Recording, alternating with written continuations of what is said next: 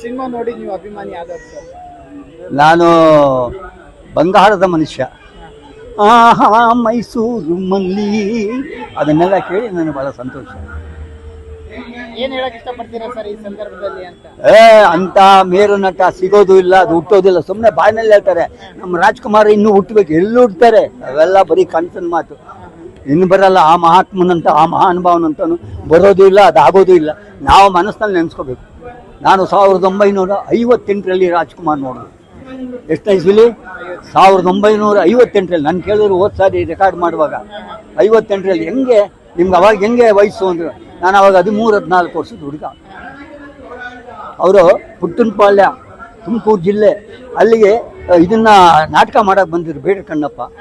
ಇವರು ಅವರ ಧರ್ಮಪತ್ನಿ ಮಾಡಿದ್ರಲ್ಲ ಪಾತ್ರ, ಚಂದ್ರಮತಿ, ಆಮೇಲೆ ಹರಿಶ್ಚಂದ್ರ, ಅದೆಲ್ಲ ಅವ್ರು ಬಂದಾಗ ಅವಾಗ ನಾನು ಅವ್ರು ಖಂಡಿತವಾಗಿ ಕೈ ಹಿಡ್ಕೊಂಡು ಇದು ಮಾಡಿದ್ರು. ಆ ಥರ ಸುರದ್ರೂಪಿ ಸಿಗೋದು ಇಲ್ಲ, ಅದಾಗಲ್ಲ.